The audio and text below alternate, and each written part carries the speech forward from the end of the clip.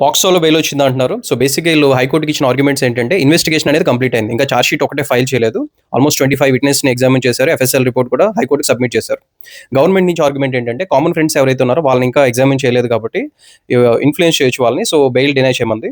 But court already ఇతను May 16 నుంచి జైల్‌లో ఉన్నాడు. ఆల్మోస్ట్ చార్జ్ షీట్ ఫైలింగ్ స్టేజ్‌కి వచ్చేసింది. ఇంకా అడిషనల్‌గా చేయాల్సింది ఏం లేదు కాబట్టి సర్టెన్ కండిషన్స్‌తో బెయిల్ ఇస్తున్నాం. బికాజ్ రైట్ టు లైఫ్ అనేది అండ్ ఫ్రీడమ్ ఇంపార్టెంట్ కాబట్టి. సో కండిషన్స్ ఏంటంటే ఫస్ట్ థింగ్ వచ్చి ఇతను ఎటువంటి కమ్యూనికేషన్ విక్టిమ్‌తో కానీ కంప్లైనెంట్‌తో కానీ చేయకూడదు. సెకండ్ థింగ్ వచ్చి ఎవ్రీ మండే ఇన్వెస్టిగేషన్ ఆఫీసర్ దగ్గరికి వెళ్ళి అటెండ్ అవ్వాలి ఫర్ నెక్స్ట్ 8 వీక్స్ లేదా చార్జ్ షీట్ ఫైల్ అయ్యే వరకు. థర్డ్ థింగ్ విక్టిమ్ ఎవరైతే ఉన్నారో తను ఉండే ప్లేసెస్ కానీ ఎడ్యుకేషనల్ ఇన్స్టిట్యూషన్ కానీ ఎక్కడికి వెళ్ళకూడదు. సోషల్ మీడియాలో ఎటువంటి పోస్టులు పెట్టకూడదు కేసుకి రిలేటెడ్.